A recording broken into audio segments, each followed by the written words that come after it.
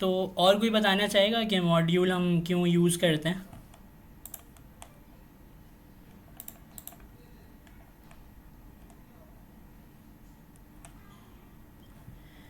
देखें, मॉड्यूल का जो स्ट्रक्चर है ना, तो उन्होंने अपने इसमें एग्जाम्पल कैसी दी है कि मतलब बाहर क्या होता है, अमेरिका में घर इस तरीके से बनते हैं कि भाई फाउंडेशन खाली खाली बनती है और कमरे और दूसरे ना बने बनाए अलग से वो लाके उसके ऊपर रख देते हैं और इस तरीके से पूरा घर बन जाता है। इसकी एक और डायग्राम इन्होंने बहुत अच्छी दी है यहाँ पर।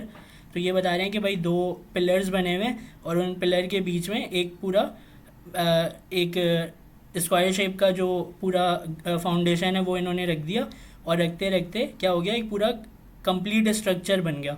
तो ये जो स्क्वायर शेप का ये जो बनाकर इन्होंने अलग से लगाया है, तो ये किसी और ने बनाकर दिया, बस ला के इन्होंने लगा दिया और एक के ऊपर एक लगाते लगाते क्या हो गया, स्ट्रक्चर पूरा कंप्लीट हो गया।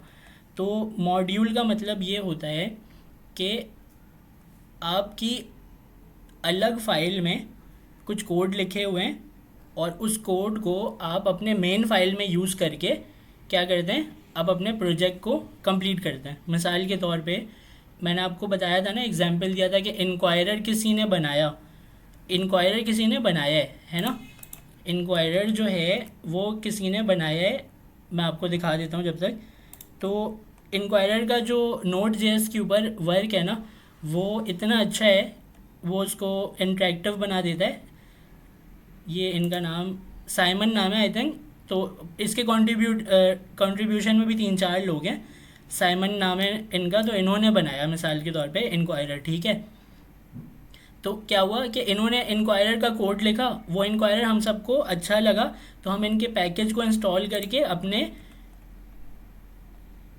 अपने इसको कमांड लाइन को, या इसको बोलें हम कमांड प्रॉम्प्ट को, टर्मिनल को हम इंटरेक्टिव बना लेते हैं। किसी और का बनाया हुआ कोड था उसको हम यूज़ करते हैं, ठीक है। तो ये बात हमें समझ में आती है कि मॉड्यूल्स जो हैं वो बेसिकली एक, आप यूँ समझें, टाइप स्क्रिप्ट की फ़ाइल है और उस टाइप स्क्रिप्ट की फ़ाइल में कुछ कोड आपने लिखा हुआ है और उस कोड के अंदर आपने कुछ जो लिखा है उसको आप किसी और दूसरी फाइल में यूज़ करना चाह रहे हैं, तो आप क्या करेंगे, आप उसको एक्सपोर्ट इंपोर्ट की मदद से दूसरी फाइल में भी यूज़ कर सकते हैं। मिसाल के तौर पे अभी हम मॉड्यूल्स को देख लेते हैं कि मॉड्यूल्स को बनाना कैसे।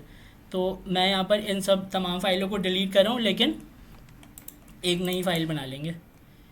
इसको मैं रख लेता हूँ क्योंकि ये क्लासेस जो है ना, ये हमने अलग से बना लेते हैं। यहाँ पर file1.ts, ठीक है। मैं दो फाइल बना रहा हूँ, एक file2 बना रहा हूँ .ts और एक मेन फाइल बना लेता हूँ main.ts। अब तीन फाइलें आ गई मेरे पास, file1, file2 और file3। तो file1 में क्या है कि मैं कुछ भी नहीं लिख रहा हूँ, मैं सिंपल क्या कर रहा हूँ, एक यहाँ पर मैं वेरिएबल बना रहा हूँ, लेट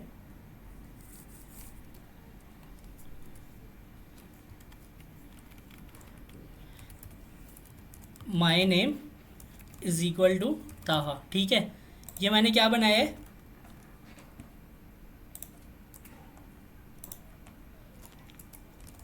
मैंने क्या बनाया है वो,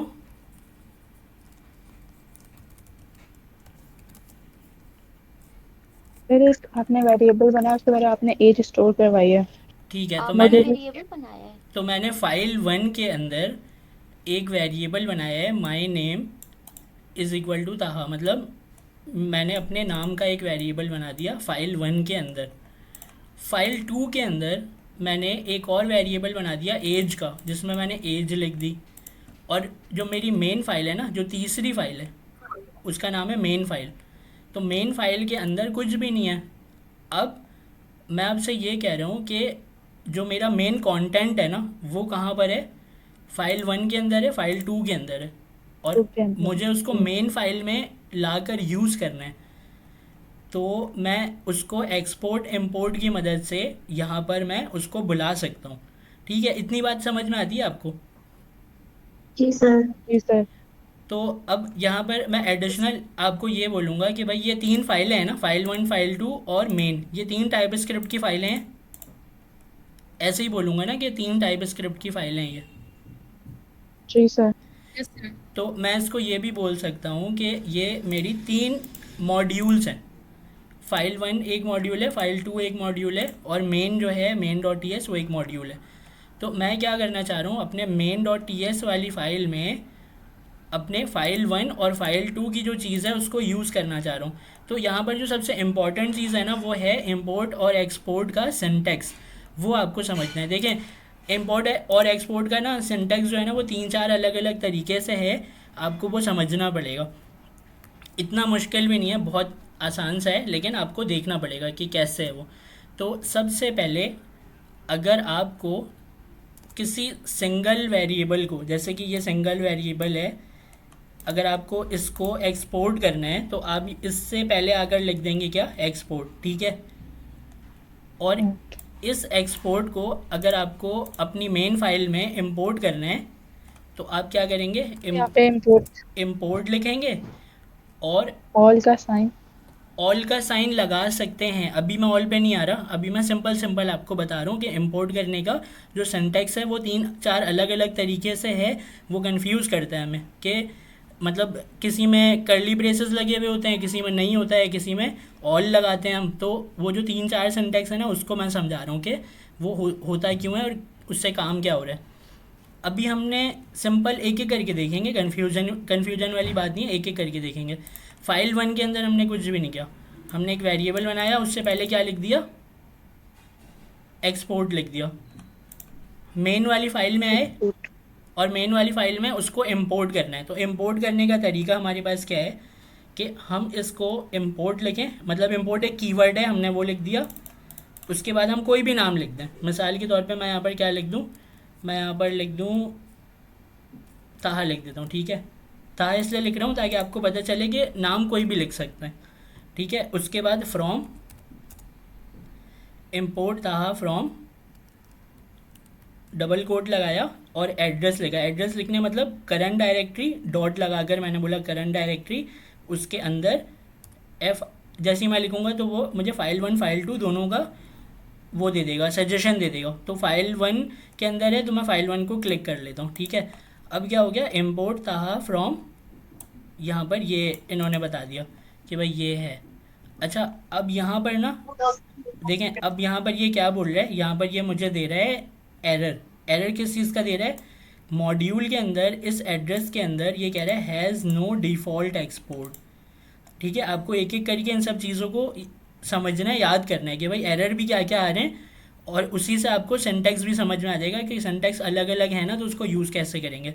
अभी मैं आपसे सिंपल ये कह रहा हूँ कि मैंने इंपोर्ट लिख दिया, इंपोर्ट ताहा फ्रॉम फाइल 1 वाली फाइल से हमें इंपोर्ट करना है, ठीक है। तो अगर मैं यहाँ नीचे आकर लिखूँ ना ताहा, और ताहा लिखने के बाद इसको मैं कंसोल डॉट लॉग करा लूँ,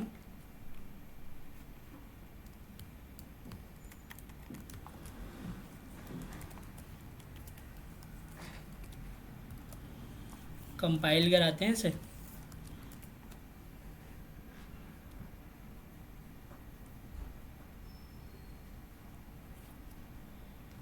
देखें वो यहाँ पर दे रहा है एरर, ठीक है। कंपाइलेशन हुई या नहीं हुई मैं ये देखता हूँ। मेन डॉट जेएस की कंपाइलेशन हो गई और उसमें ये ताहा भी आ गया।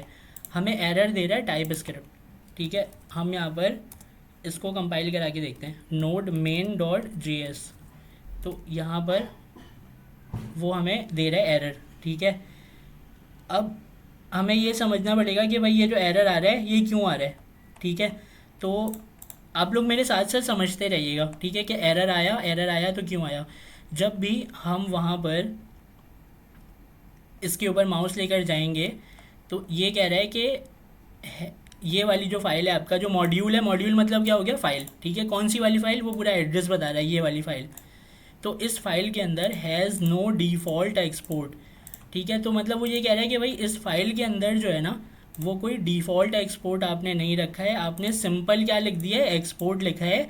तो उसको इंपोर्ट कर इस तरीके से इंपोर्ट नहीं कर सकते। टाइप स्क्रिप्ट हमें एरर दे रहा है कि आपने जो ये इंपोर्ट लिखा है ना, इस इंपोर्ट का सिंटैक्स जो है वो सही नहीं है।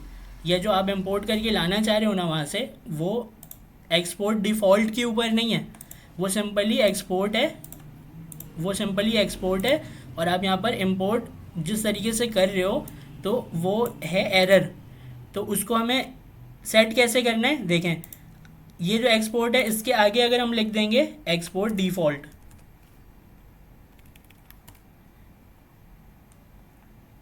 अब एक्सपोर्ट डिफ़ॉल्ट जो है ना उसके अंदर क्या है कि आप एक फ़ाइल के अंदर एक एक्सपोर्ट डिफ़ॉल्ट कर सकते हैं। ठीक है, एक्सपोर्ट डिफ़ॉल्ट को मैं इस तरीके से भी लिख सकता हूँ,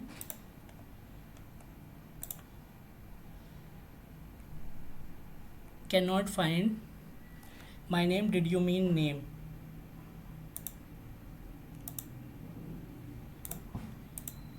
एक्सपोर्ट डिफ़ॉल्ट को मैं इस तरीके से भी लिख सकता हूँ, जैसे हमने अपनी पिछली क्लासेस में देखा था कि अगर हम इसको इस तरीके से एक्सपोर्ट डिफ़ॉल्ट कर दें तो क्या होगा कि वो एक्सपोर्ट कर देगा मेरी इस माई नेम की फ़ाइल को और वो यहाँ पर इंपोर्ट हो जाएगी। अभी आपके सामने कोई एरर नहीं आ रहा है।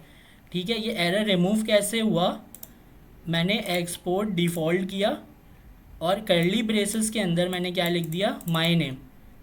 माई नेम क्या था, मेरे वेरिएबल का नाम। अब लोगों को देखना है ध्यान से क्योंकि जो अलग अलग सिंटैक्स यूज़ हो रहे हैं ना उसमें आ रहे हैं एरर, तो उस एरर को भी साथ साथ देख लेंगे, आपको ना तमाम सिंटैक्स समझ में आ जाएंगे कि भाई एक्सपोर्ट यहाँ लगाएंगे तो क्या होगा, एक्सपोर्ट डिफ़ॉल्ट लिखेंगे तो क्या होगा, कैसे क्या क्या हो रहा है। एरर के हिसाब से जैसा जैसा एरर हमें मिलेगा वैसे वैसे हिसाब से हम इसको सेट करते जाएंगे। ठीक है, एक्सपोर्ट डिफ़ॉल्ट कर दिया, ठीक है कर दिया। अब एक्सपोर्ट डिफ़ॉल्ट के साथ एक मसला है, वो ये है कि आपकी जो एक फ़ाइल है ना, एक फ़ाइल के अंदर एक ही दफ़ा एक्सपोर्ट डिफ़ॉल्ट आप यूज़ कर सकते हैं। ठीक है, लेकिन अगर आपको यहाँ पर दो अलग अलग चीज़ें भेजनी है, पहले मैं एक तो आपको दिखा दूँ। यहाँ से मैंने इस फाइल 1 से मैंने एक अपने माई नेम का वेरिएबल जिसमें ताहा लिखा हुआ है उसको मैंने एक्सपोर्ट डिफ़ॉल्ट किया और कर्ली ब्रेसेस के अंदर उसका नाम लिख दिया। मेन वाली फाइल में आके कैसे इंपोर्ट किया, सिंपल वही उसी तरीके से इंपोर्ट लिखा, ताहा लिख दिया। ताहा क्यों लिखा, क्योंकि हम इंपोर्ट का नाम कुछ भी रख सकते हैं। ठीक है, इंपोर्ट का नाम कुछ भी रख सकते हैं। कौन से वाले केस में, जब आप एक्सपोर्ट डिफ़ॉल्ट इस तरीके से करें तो आप इंपोर्ट का नाम कुछ भी रख सकते हैं, लेकिन ताहा यहाँ लिखना सही नहीं है। यहाँ पर नाम क्या होना चाहिए, यहाँ पर नाम होना चाहिए मीनिंगफुल नेम होना चाहिए, ऐसा ही है ना। तो हम क्या करते हैं, हम अपने माई नेम का ही नाम रख लेते हैं वहाँ पर। ठीक है, माई नेम ही रख लेते हैं इसका नाम, क्योंकि हमें पता हो कि भाई माई नेम इम्पोर्ट किया है। अभी पढ़ने पे भी समझ में आ रहा है कि भाई माई नेम को इम्पोर्ट किया है इस वाली फाइल से। ठीक है, और जब मैं जैसे ही console डॉट लॉग कराऊँगा तो आपको ये जो ताहा लिखा हुआ है वो टर्मिनल में नज़र आ जाएगा। दिखाने की ज़रूरत है या समझ में आ गई बात? सर ये एक्सपोर्ट डिफॉल्ट क्यों लिखा है आपने? उस दिन तो आपने ऐसे एक्सपोर्ट नहीं करवाया था। वही तो मैं आपसे कह रहा हूँ निम्रनाज कि अलग अलग सिंटैक्स हैं और उसको अलग अलग तरीके से हम एक्सपोर्ट इंपोर्ट कैसे कर रहे हैं वही हम देख रहे हैं। अभी हमने ये वाला देखा है, आगे अभी चलते हैं ना वो भी देखते हैं। आपको ये बात समझ में आ गई कि अगर इसको मैं console डॉट लॉग कराऊँगा तो मुझे ताहा मिल जाएगा, करा के देख ही जी लेते हैं। सर। जी सर आ गया समझ।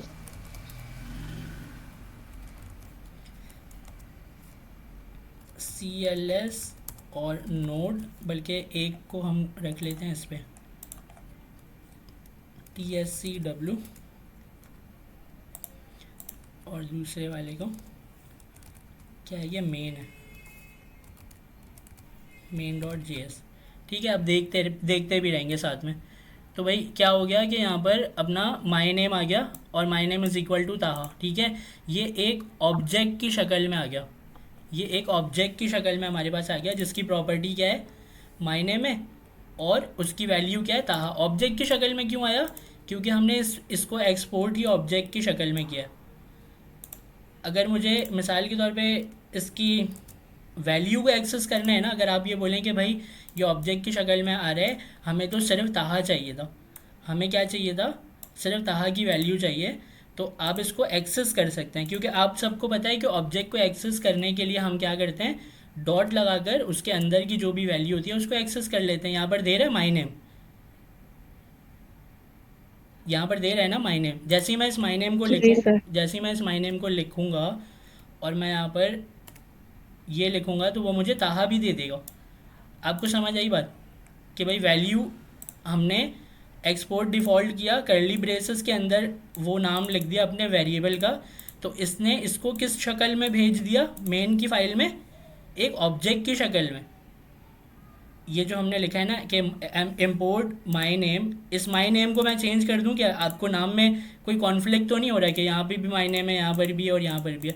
इसको मैं कर देता हूँ इम्पोर्ट माई नेम। अब ठीक है, अब नाम चेंज हो गया, अब आपको कन्फ्यूजन नहीं होगी। ठीक है, तो इस इम्पोर्ट माई नेम के अंदर क्या आया, एक ऑब्जेक्ट आया है। कौन सा ऑब्जेक्ट आया है? जो आपने यहाँ पर भेज दिया, कर्ली ब्रेसेस के अंदर लिख दिया आपने माई नेम, तो इसकी प्रॉपर्टी ये बन गई, वैल्यू ये बन गई। तो आपने जब यहाँ पर लिखा ना my name, import my name लिखा और इसको कंसोल डॉट लॉग कराया, तो क्या हो गया, वहाँ पर आपको कनेक्ट हो गया। ऑब्जेक्ट मिल गया। लेकिन अगर ऑब्जेक्ट की वैल्यू चाहिए तो क्या है, ऐसे डॉट लगाकर आपको सजेशन मिल जाएगा माई नेम। माई नेम को जैसे ही आप क्लिक करेंगे तो इम्पोर्ट माई नेम के अंदर माई नेम की वैल्यू मिल जाएगी ताहा। इतनी बात समझ में आती है आपको? जी सर, आ गए। ठीक है, अब ये बात हमें समझ में आ गई कि एक तरीका तो ये है एक्सपोर्ट करने का। दूसरा तरीका देखते हैं। दूसरा तरीका ये है कि जब भी इसको मिटा देते हैं ना, मेन वाली अपनी फ़ाइल को रिमूव कर देते हैं, खाली कर देते हैं। अब ये फ़ाइल 1 है, ठीक है। फ़ाइल 1 के अंदर मिसाल के तौर पे अगर हम एक्सपोर्ट लिखते हैं यहाँ पर, तो अब मैं इसको कैसे इंपोर्ट करूँगा अपने मेन के अंदर? तो अब मैं इसको इस तरीके से इंपोर्ट करूँगा कि अगर आपके पास 2 ऑप्शन है। देखें, आपके पास कितने ऑप्शन हैं? 2 ऑप्शन है इस चीज़ को इंपोर्ट करने के। या तो आप इसको import star as import my name from ./ और file1। ठीक है, अब क्या हो गया, ये वाला जो सिंटैक्स है, ये वाला सिंटैक्स कह रहा है कि तमाम चीज़ें, स्टार के मतलब होता है ऑल, तमाम चीज़ें इंपोर्ट करो। किस नाम से इंपोर्ट करो? इंपोर्ट माई नेम के नाम से इंपोर्ट करो। कौन सी वाली फ़ाइल से? इस वाली फ़ाइल से। इसने क्या बोला? दोबारा बोलता हूँ मैं, तमाम चीज़ें इंपोर्ट करो इस नाम से। कौन सी वाली फ़ाइल से? इस फाइल से। ठीक है, अभी अगर मैं यहाँ पर आकर लिखूँ ना, क्या लिखूँ मैं यहाँ पर? लिखूँ इंपोर्ट console.log, इसके अंदर इंपोर्ट। ठीक है, और इसको जब मैं यहाँ पर टर्मिनल में प्रिंट कराऊँगा,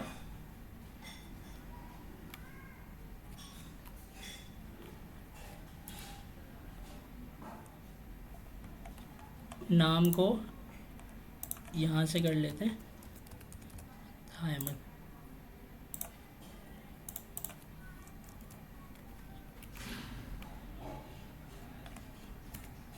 तो आपको यहाँ पर क्या मिल रहा है? ताहा अहमद यहाँ पर जो हमने अभी चेंज किया वो मिल गया।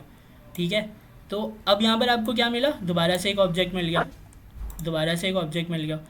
अब इस ऑब्जेक्ट की वैल्यू अगर आपको चाहिए तो आप क्या करेंगे? डॉट लगाकर dot my name. My name कर लेंगे। वो ये माई नेम कहाँ से आ रहा है? ये माई नेम आपने इस पूरे फाइल में कहीं भी नहीं लिखा हुआ है। ये माई नेम कहाँ से आ रहा है? फाइल 1 के अंदर जो आपने वेरिएबल का नाम रखा था माई नेम, ये वो है। ठीक है, अभी क्या, इसको मैं कंसोल में जब प्रिंट कराऊंगा तो आपको क्या मिलेगा? ताहा अहमद, मतलब वैल्यू मिलेगी आपको उस वेरिएबल में जो आपने नाम रखा है, वो नाम आपको मिलेगा। ये बात आपको समझ में आ गई कि जब एक्सपोर्ट आप इस तरीके से लिखते हैं तो आप इसको इंपोर्ट इस तरीके से भी करा देते हैं। ठीक है, करा सकते हैं। अभी इस वाले जो सिंटैक्स है ना, इसको हम दोबारा देखेंगे। ठीक है, अभी मैं इसको रिमूव कर रहा हूँ, इसको हम दोबारा देखेंगे। मैं आपको एक और चीज़ बताता हूँ। आपको 2 सिंटैक्स अभी मैंने बताए, ठीक है। अब मैं आपको तीसरा सिंटैक्स बता रहा हूँ। जब एक्सपोर्ट इस तरीके से आप लिखते हैं और आप ये चाहते हैं कि जो नाम आपका यहाँ पर है, ध्यान से सुनने मैं क्या बोल रहा हूँ।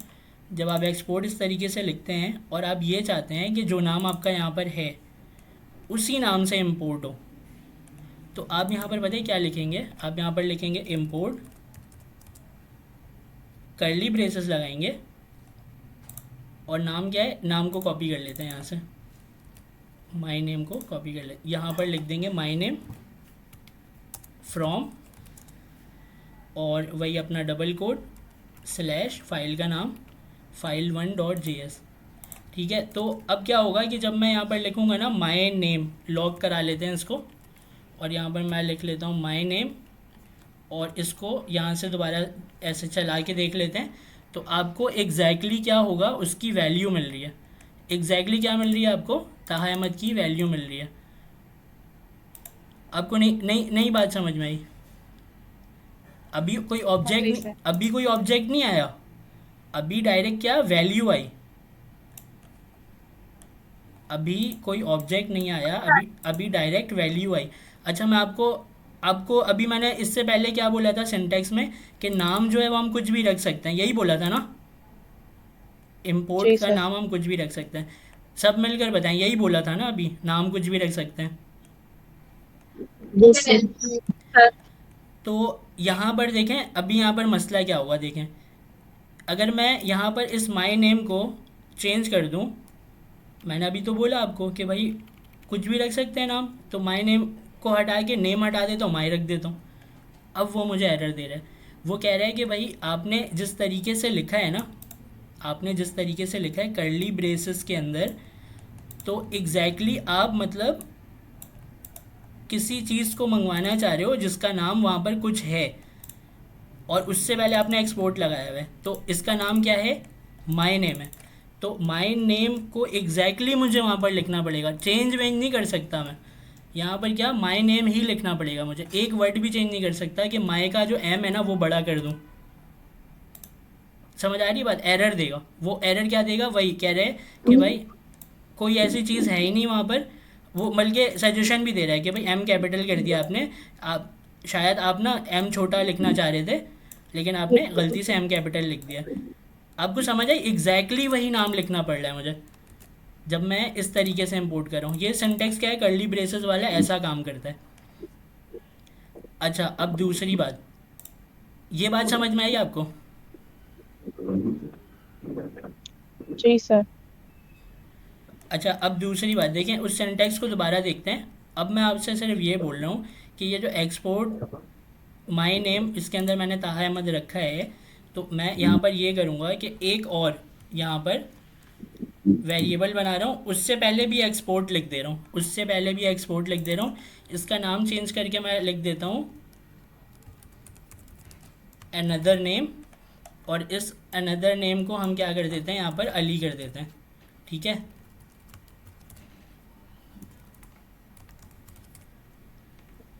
तो अब आपके पास क्या क्या आ गया, दो दो एक्सपोर्ट आ गए, मतलब दो दो वेरिएबल है इस फाइल वन में जो आप एक्सपोर्ट कर रहे हो। जी सर। तो आपको जब ये वाला सिंटेक्स फॉलो करना है ना, कर्ली ब्रेसेस वाला, तो आपको ये बात समझ में आएगी कि भाई एग्जैक्टली वही नाम हमें देना पड़ता है।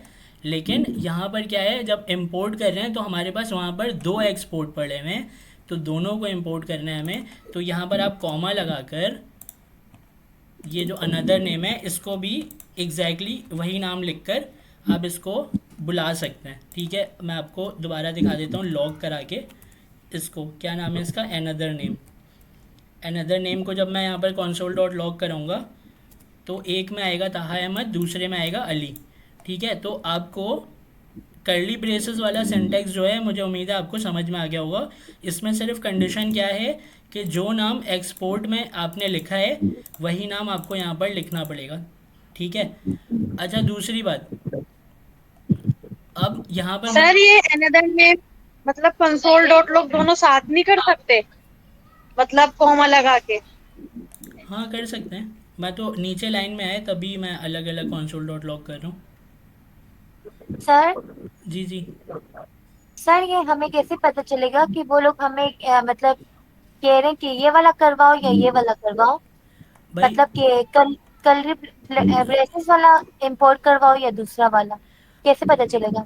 आप अपने इंपोर्ट के हिसाब से देखिएगा। अगर आपके पास कोई ऐसी कंडीशन है ना जिसमें दो दो एक्सपोर्ट लिखे हुए हैं, या दो की जगह पांच पांच एक्सपोर्ट लिखे हुए हैं, मिसाल के तौर पे अगर मैं इसको कॉपी कर दूं और यहाँ पर अनदर नेम 2 कर दूं, यहाँ पर अनदर नेम 3 कर दूं, यहाँ पर अनदर नेम 4 कर दूं, ठीक है, और इन सब में अली अली यहाँ पर कर दूं अली 1, अली 2 कर दूं, और अली 3 कर दूँ। अब एक कंडीशन बन गई ना आपके पास। एक कंडीशन क्या बन गई कि बहुत सारे एक्सपोर्ट आ गए फाइल 1 के अंदर। बन गई ना एक कंडीशन, हाँ या ना बताएं। जी सर, बन गई। बन जी गई। सर। बहुत सारे एक्सपोर्ट आ गए, तो आपको करना ये है कि आपको सिंपली इसको यहाँ से दो, अब आपके पास 2 तरीके हैं, इसको भी मैं रखता हूँ, इसको कमेंट कर देता हूँ, ठीक है। और आपके पास अब 2 तरीके हैं। 2 तरीके कौन से हैं मैं आपको बताता हूँ। या तो बहुत सारे एक्सपोर्ट हैं तो आप इसको इम्पोर्ट ऑल, मैंने आपको बोला ना कि मैं इस सिंटेक्स को दोबारा लिखूँगा। अब देखें, इम्पोर्ट ऑल फ्रॉम, ये नाम क्या कुछ भी रख देते हैं हम नाम यहाँ पर, जैसे कि क्या लिखूँ यहाँ पर,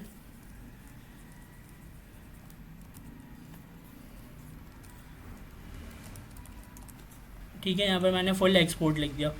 import all as full export. ये जो एज है ना, ये एज क्या करता है, नाम को चेंज कर देता है, इसको एलियास कहते हैं, ठीक है। तो सिंटेक्स लिखने का यही है, नाम आप कुछ भी लिख दें और यहाँ पर फ्रॉम वही अपना डॉट स्लैश और फाइल 1। अब ये वाला सिंटेक्स क्या कर रहा है, ये कह रहा है कि भाई तमाम चीज़ों को, मतलब ये जो स्टार है इसके मतलब होता है ऑल, तमाम चीज़ों को इंपोर्ट कर दो।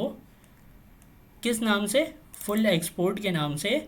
कौन सी वाली फाइल से, इस फाइल से, ठीक है। इसका एक्सेस कैसे मिलेगा मुझे देखते हैं। यहाँ पर मैं लिखता हूँ फुल एक्सपोर्ट, ठीक है, आ गया। अब फुल एक्सपोर्ट के अंदर कितने सारे एक्सपोर्ट हैं, 1 2 3 4 5, ठीक है। तो ये 5 चीज़ें मुझे इस फुल एक्सपोर्ट में मिलनी चाहिए। जैसे ही मैं डॉट लगाता हूँ यहाँ पर तो मुझे मिलता है सजेशन। अब सजेशन देखें, आपको वही मिल रहा है जो आपने एक्सपोर्ट किया था। जी सर। वही जी सर। वही मिल रहा है। इसके मतलब आपको ये बात समझ में आती है कि जैसे ही मैं किसी को क्लिक करूँगा तो वो नाम भी यहाँ पर प्रिंट आ जाएगा, जी जी सर। सर। ठीक है। आपको ये बात समझ में आ जाती है। कुछ भी उठा लेते हैं, अनदर नेम 3 उठा लेते हैं और इसको हम अपने क्या करते हैं, अनदर नेम 3 को कट करते हैं और console डॉट लॉग के अंदर पेस्ट कर देते हैं। इसको चला कर देख लेते हैं। यहाँ पर क्या आ गया, अली 2 यहाँ पर आ गया, ठीक है। तो अब मैं आपसे ये बोलूँगा कि भाई ये वाला सिंटेक्स आपने देख लिया कि इसने क्या किया, तमाम चीज़ों को इंपोर्ट कर दिया। कोई भी नाम आपने रख दिया, मैंने फुल एक्सपोर्ट का नाम रख दिया यहाँ पर। फुल एक्सपोर्ट के अंदर आपको तमाम चीज़ें मिल गई। पता कैसे चला, ऐसे पता चला कि सजेशन में सब आ रहा था। अच्छा, दूसरी बात, अगर मैं ये सिंटेक्स यूज़ ना करूँ, आप मुझसे बोलें कि भाई ये इंपोर्ट वाला सिंटेक्स यूज़ ना करें और ऊपर वाला जो ये सिंटेक्स है ना जिसको कमेंट किया था, इसी को यूज़ करें, ठीक है। आप समझिएगा मैं क्या कह रहा हूँ। लॉग भी हटा देते हैं। इस वाले सिंटेक्स की मदद से हम ये तमाम चीज़ें कैसे लेकर आएंगे,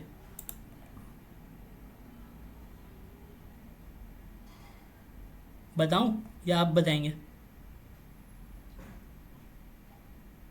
सर एक बार कंसोल लॉग क्वेश्चन करा रिपीट के करें। और नाम ही लिखेंगे ना, जो वहां पे हमने वेरिएबल को जो नाम दिया है। एग्जैक्टली कॉमा सर लगा, सारे लाइन पे कॉमा लिखनी है। कॉमा लगा लगा कर, कॉमा लगा लगा कर तमाम नाम लिख दूंगा तो वो आ जाएंगे। जैसे माई नेम अनदर नेम, यहाँ पर क्या है, माई नेम भी हो गया, अनदर नेम भी हो गया।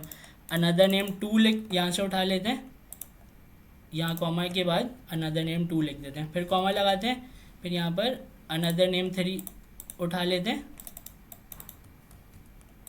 अनदर नेम 3 यहाँ पर पेस्ट कर देते हैं, फिर कॉमा लगाकर अनदर नेम 4 उठा लेते हैं और अनदर नेम 4 यहाँ पर पेस्ट कर देते हैं। तो अब आपके पास ये तमाम चीज़ें एग्जैक्टली उसी नाम के हिसाब से इंपोर्ट हो गई हैं, ठीक है। अगर मैं यहाँ पर लॉग सर। करूँ, अगर मैं यहाँ पर लॉग करूँ, लॉग के अंदर कुछ भी उठा लूँ, अनदर नेम 2 उठा लेता हूँ, ठीक है। अनदर नेम 2 उठा लिया और 2 के बाद यहाँ पर अनदर नेम 2 को console डॉट लॉग करा दिया सिंपली। तो यहाँ पर मेरे पास अली 1 आ गया, जो इसकी वैल्यू होगी। अनदर नेम 2 की वैल्यू चेक कर लेते हैं क्या है भाई, अनदर नेम मतलब 2। सिर्फ वैल्यू एक ही प्रिंट कर सकते हैं हम, सारी प्रिंट नहीं कर सकते। मैं आपकी बात समझ नहीं पा रहा, ये तमाम वैल्यूज चाहिए आपको? जी जी, कर ये पूछ रही कर थी। सकते हैं ना, आपके पास तो आ गई हैं, ये तमाम वैल्यूज़ आ गई हैं। मिसाल के तौर पे अगर मैं यहाँ पर लिखूँ कॉमा लगाकर,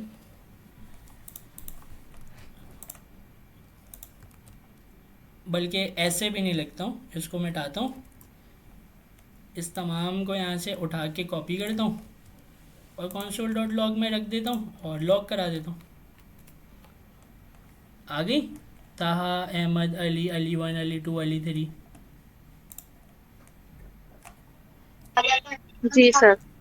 अगर अगर इससे ज्यादा नाम हो तो भी हमें ऐसे ही तरीका अख्तियार करना पड़ेगा। तभी मैंने आपको पिछली क्लास में बोला था यहाँ पर तो 3-4 नाम है। तभी मैंने आपको पिछली क्लास में ये बोला था कि जो ये वाला सिंटैक्स है ना, इसको मैं अभी कमेंट कर, इसको डिलीट करता हूँ, इसको कमेंट कर देता हूँ और वो वाला सिंटैक्स लेकर आता हूँ। कौन सा वाला? Import all areas. एलियाज में कुछ भी नाम लिख देते हैं सर जैसे। लेकिन जी जी बोलें, जी बोलें। एक्सपोर्ट लेकिन मुझे ऊपर वाला ज्यादा सही लग रहा है, समझ भी आ रहा है। ऊपर वाला आपको ज़्यादा सही लग रहा है, लेकिन अभी किसी ने क्वेश्चन किया कि भाई अभी तो 6 हैं, अगर 6 ना हो लेकिन अगर कभी 200 हो या 1000 की सूरत में हो तो फिर क्या करेंगे? तो हम क्या कर लेंगे भाई, आसान सिंटैक्स हमारे पास है ना, इम्पोर्ट ऑल एज करके और फुल एक्सपोर्ट नाम दे दिया मैंने, फुल एक्सपोर्ट, और फाइल की वो जो लोकेशन है वो बता दूंगा कौन सी वाली फाइल है, फाइल 1 है। डॉट फॉरवर्ड स्लैश अब इस फाइल वाले 1 जी। इम्पोर्ट सिंटैक्स ने क्या किया, इस वाले इम्पोर्ट सिंटैक्स ने क्या किया, तमाम की तमाम चीज़ें 6 थी या 6000 थी, तमाम की तमाम चीज़ें फुल एक्सपोर्ट के अंदर आ चुकी हैं। अब मैं सिंपली फुल यहाँ पर लिखूँगा ना, फुल एक्सपोर्ट डॉट लगाकर सारी सजेशन मुझे मिल जाएगी। आपको आपको ये वाला सिंटैक्स और ये वाला सिंटैक्स, इन दोनों में आपको पता चला कि क्या डिफरेंस है। जी सर। जी सर। जी सर। अब आप इसमें ना कंफ्यूज मत होइएगा। अगर आपने पहले मुझे बताएं, आपको वाकई में ये वाला सिंटैक्स और ये वाला सिंटैक्स समझ में आ गया कि किस तरीके से हुआ है? अभी मैंने प्रैक्टिकली आपको करके दिखा दिया। क्लियर है ना आप लोगों को ये? जी सर। जी सर। क्लियर। तो आप लोग नेक्स्ट टाइम इस चीज़ में कंफ्यूज मत होइएगा कि भाई अगर इम्पोर्ट ऑल एलियाज ऐसे कुछ भी नाम लिखकर फ्रॉम फाइल की लोकेशन, अगर ये सिंटैक्स आपको दिखता है कभी, तो आपको समझ में आएगा कि तमाम चीज़ें इंपोर्ट करो फाइल 1 के अंदर से। और अगर आपको कर्ली ब्रेसेस के अंदर अक्सर, जैसे कि अगर आपको ये दिख जाता है, क्वेश्चन के अंदर क्या था मैं आपको बताता हूँ, आपको शायद याद आ जाए, मेमोरी आपकी वापस आ जाए। वहाँ पर लिखा हुआ था let greet is equal to hello, ऐसे ही कुछ लिखा था। जी सर। और उससे हाँ पहले सर। उससे पहले एक्सपोर्ट अगर हम इसमें लिख देंगे तो इसको हम क्या कर सकते हैं, इस एग्जैक्टली ग्रीड को यहाँ से कॉपी करके इधर लिखेंगे ऐसे करके, तो क्या होगा ये इसको मैं कमेंट कर देता हूँ और इसको ऊपर भेज देता हूँ। अभी हम इसको देख रहे हैं, तो वहाँ पर हमें क्या मिला था, इस तरीके का सिंटैक्स मिल रहा था। तो अभी आपको समझ में आ रहा है कि कर्ली ब्रेसेस के अंदर ग्रीड आपको लिखना पड़ेगा। क्यों लिखना पड़ेगा? क्योंकि कर्ली ब्रेसेस के अंदर जब भी आप नाम लिखते हैं तो एग्जैक्ट नाम आपको लिखना पड़ता है जो उसका नाम होता है। मतलब अगर यहाँ पर ग्रीड है ना, और मेरा इन दोनों, ये ग्रीट और ग्रीटिंग, ये दो थे, इसमें से एक गलत हुआ था मेरा, तो पता नहीं क्यों हुआ था। आपको अभी भी समझ नहीं आया कि ये वाला सिंटैक्स क्या कर रहा है और ये वाला कर्ली ब्रेसेस वाला सिंटैक्स क्या कर रहा है? नहीं, अब तो समझ में आ गया कर्ली ब्रेसेस वाला, लेकिन ये दो थे ना उसमें क्विज में, तो इन दो में से मेरा एक गलत हुआ था, ग्रीटिंग वाला आई थिंक। सर जैसे ना हमारे पास अगर जो हमारी जो फाइल 1 होगी, अगर उसमें लिखा होगा एक्सपोर्ट डिफॉल्ट, तो उसमें कर्ली ब्रेसेस नहीं यूज करेंगे हम ना। एक्सपोर्ट डिफ़ॉल्ट के ऊपर मैं अभी आता हूँ। एक्सपोर्ट डिफ़ॉल्ट क्या होता है कि ना, अगर देखें आपकी फ़ाइल है कोई, मिसाल के तौर पे फ़ाइल 2 को भी यूज़ करते हैं ना, ये यहाँ पर ऐसी पड़ा हुआ है, इसको भी यूज़ करते हैं। फ़ाइल 2 के अंदर एक फ़ंक्शन है, ठीक है, एक फ़ंक्शन बनाते हैं यहाँ पर। फंक्शन का नाम मैं लिख देता हूँ यहाँ पर, हेलो फंक्शन है ये, ठीक है। और कर्ली ब्रेसेस के अंदर ये क्या करता है, ये बोलता है लॉग और ये बोलता है हेलो वर्ल्ड। तो ये फंक्शन क्या करता है, ये हेलो वर्ल्ड प्रिंट कराता है टर्मिनल में।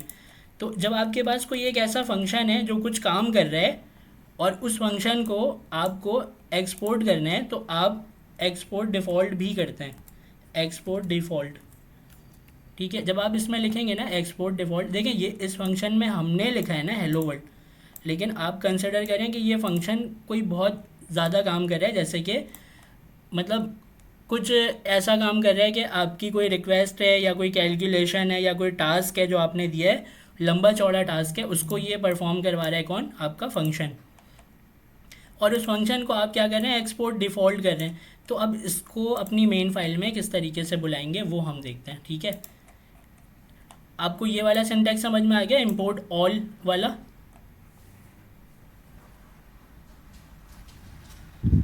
जी जी और सर। और आपको ये सर ये जी सर। इम्पोर्ट ग्रीट वाला समझाइएगा, ये ग्रीट। ये ग्रिड आपको समझ में नहीं आया अभी भी?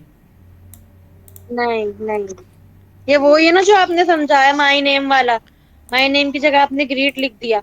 हाँ, ये वही वाला है। और सही। मैंने आपको यही बोला कि कर्ली ब्रेसेस के अंदर जब भी आप इंपोर्ट करेंगे ना इस तरीके से लिखकर, तो आपको एग्जैक्टली वही नाम देना पड़ता है जो आप यहाँ पर लिखते हैं। मिसाल के तौर पे अगर मैं यहाँ वेरिएबल। पर ग्रीट है, वेरिएबल का नाम GREET ग्रीट है, अगर मैं इसको ट्रिपल कर दूँ, क्या कर दूँ, यहाँ पर नाम चेंज कर दूँ, ट्रिपल कर दूँ, तो यहाँ पर मुझे एरर मिलेगा। वो कहेगा कि भाई एग्जैक्टली वही नाम नहीं है। आपको कर्ली ब्रेसेस के अंदर एग्जैक्टली वही नाम लिखना पड़ता है। तो इसको भी मुझे ट्रिपल करना पड़ेगा ताकि वो वहाँ से इंपोर्ट एक्सपोर्ट का कनेक्शन जो है वो बन जाए। आपको समझ आई बात? कर्ली ब्रेसेस वाली ये बात समझ में आई आपको? जी जी सर। सर। कर्ली ब्रेसेस के अंदर जो भी लिखेंगे तो वो हमें सेम नाम ही लिखना पड़ेगा। और जो फाइल 1 होगी उसकी लोकेशन भी बतानी होगी इसके अंदर। और अगर एक या दो से ज्यादा होंगे तो फिर हम दरमियान में कोमा लगा के फिर हम लिखते चले जाएंगे लिखते चले जाएंगे। कर्ली लेकिन ब्रेसेस। अगर आपके पास बहुत ज़्यादा होंगे तो आप ये वाला भी यूज़ कर सकते हैं। फिर हम ऊपर वाला जो है वो यूज करेंगे, इंपोर्ट स्टार लगा के फिर फुल जी सर। एक्सपोर्ट फ्रॉम इस तरह करके करेंगे। ठीक है, ये दोनों चीज़ें हमें समझ में आ गई, तो इसलिए मैं अब इसको भी कमेंट कर रहा हूँ। ठीक है, अब हमें देखना है एक्सपोर्ट डिफ़ॉल्ट क्या है। तो एक्सपोर्ट डिफ़ॉल्ट एक फ़ाइल में एक दफ़ा ही एक्सपोर्ट डिफ़ॉल्ट यूज़ हो सकता है। ठीक है, तो अब हमें जैसे कि मेरी ये वाले जो मैंने फ़ंक्शन बनाया है, इस फंक्शन में अभी हमने हेलो वर्ल्ड लिखा है, लेकिन हो सकता है भाई कोई एक ऐसा फंक्शन हो जिसमें बहुत लंबा चौड़ा टास्क दिया हुआ हो, कोई कैलकुलेशन हो, कुछ भी हो। तो उस फंक्शन को अब मुझे बुलाना है अपने मेन वाले फ़ाइल में। तो मेन वाली फ़ाइल में बुलाने के लिए इसका तरीका ये है, तीसरा सिंटैक्स। क्या बोला मैंने? तीसरा सिंटैक्स लिखने का तरीका, इम्पोर्ट कोई भी नाम XYZ, कोई भी नाम देना है, फ्रॉम लोकेशन दे देनी है, ./file1, सॉरी file1 है, file2 है, file2।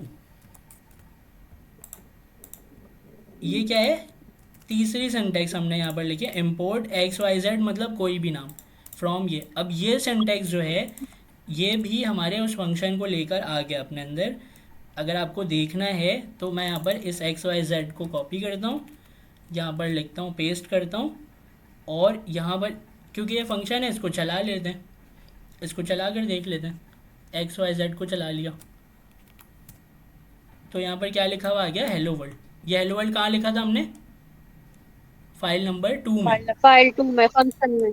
ठीक है, तो ये क्या है, ये तीसरे सिंटैक्स है। इस सिंटैक्स में क्या होता है कि आप एक्सपोर्ट डिफ़ॉल्ट जब आप करते हैं तो एक्सपोर्ट डिफ़ॉल्ट के अंदर कभी ऐसी सिचुएशन आ गई कि सिर्फ एक फंक्शन को आप वहाँ से बुला रहे हैं और आपने एक्सपोर्ट डिफ़ॉल्ट कर दिया, उसके आगे लिख दिया, तो आप इस वाले सिंटैक्स को यूज़ करके उसको बुला सकते हैं। समझ आई बात? जी सर। सबको आई? ये 3 अलग अलग सिंटैक्स समझ में है, ये ऑल वाला, ये कर्ली ब्रेसेस वाला, और ये वाला जी एक्सपोर्ट डिफ़ॉल्ट वाला। सबको जी है? यस जी सर। ठीक है, ठीक है। Yes okay. अब मेरी बात सुने। एक्सपोर्ट डिफ़ॉल्ट जो है, मैंने आपको क्या बोला, फाइल नंबर 2 में आ गया मैं। एक्सपोर्ट डिफ़ॉल्ट मैंने आपको ये बोला कि एक फ़ाइल में एक दफ़ा ये एक्सपोर्ट डिफ़ॉल्ट यूज़ कर सकते हैं। लेकिन क्या हो कि अगर यहाँ पर ये भी लिखा हो, let age is equal to 26। ठीक है, अगर ये भी लिखा हो तो जब मुझे एज जो है वो तो नहीं मिल रहा, क्योंकि एक्सपोर्ट डिफ़ॉल्ट किसके आगे लिखा हुआ है?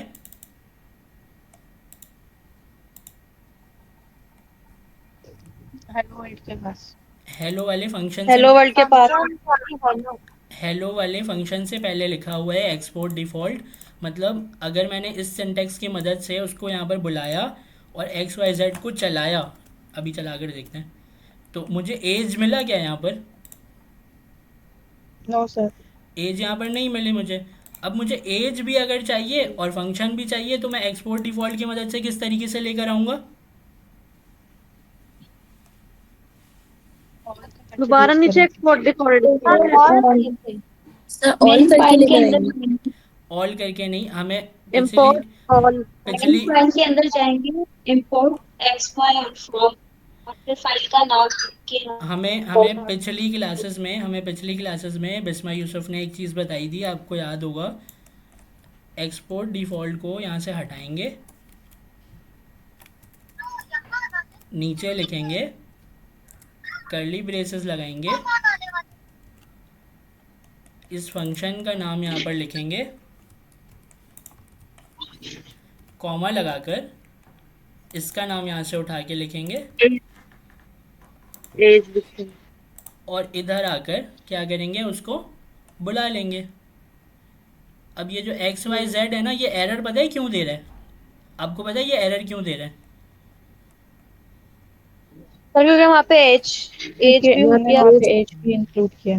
एज भी इंक्लूड किया। तो यहाँ पे पहले तो सिर्फ फंक्शन था, तो डायरेक्टली फंक्शन को ये चला दे रहा था। लेकिन अभी इस एक्स वाई जेड के अंदर दो चीज़ें आ गई हैं, एक फंक्शन आ गया है और एक क्या आ गया है, एक वेरिएबल आ गया एज का। तो अभी ये एरर दे रहा है इसलिए कि भाई एक्स वाई जेड जो है वो फंक्शन नहीं है, अभी दो चीज़ें हैं इसके अंदर। तो दो चीज़ों की सजेशन हमें कैसे मिलेगी? एक्स वाई जेड लिखेंगे, डॉट लगाएंगे और सजेशन उठा लेंगे। एज भी आ रहा है, हेलो भी आ रहा है। अब ये बताएं कि अगर हेलो के फंक्शन को चलाना हो तो मैं इस हेलो को सेलेक्ट कर सकता हूँ? हाँ कर सकता हूँ। और फंक्शन चलाने के लिए क्या होता है? ब्रैकेट होता है। तो x y z dot hello जब मैं लिखूँगा तो क्या होगा कि वो मुझे हेलो वर्ल्ड दोबारा से यहाँ पर लिख कर दे देगा। मैं मैसेज चेंज कर देता हूँ, हेलो वर्ल्ड फ्रॉम अर्थ, ठीक है।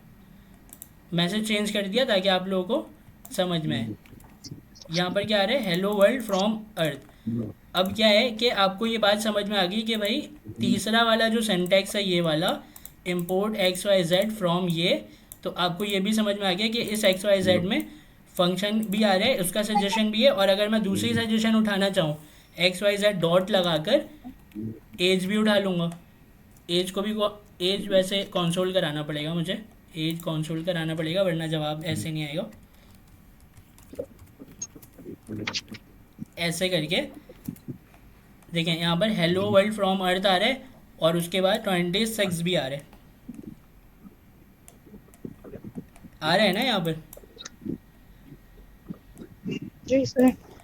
तो आप लोगों को मॉड्यूल के अंदर आपको ये बात समझ में आई कि मॉड्यूल क्या होता है? अलग अलग फाइलें होती हैं, अलग अलग फाइलों में लिखा हुआ कोड हम एक फ़ाइल में मंगवाते हैं और उसके लिए हम यूज़ करते हैं एक्सपोर्ट और इंपोर्ट के कीवर्ड का।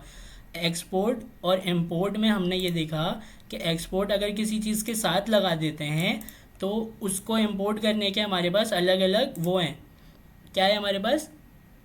दो तरीके हैं। मिसाल के तौर पे आप इस तरीके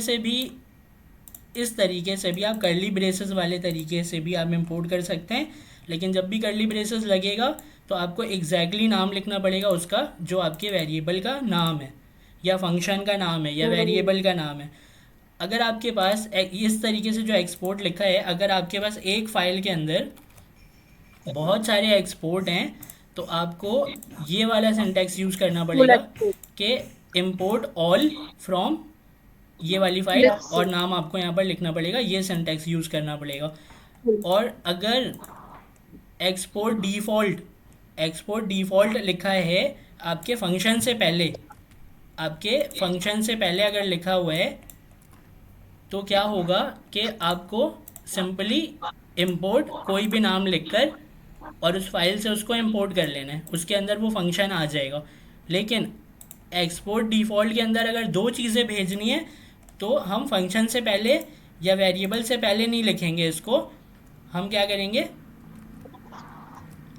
यहाँ नीचे आएंगे, यहाँ पर लिखेंगे एक्सपोर्ट डिफ़ॉल्ट, और कर्ली ब्रेसेस के अंदर इस फंक्शन को भी लिख देंगे और एज को भी लिख देंगे।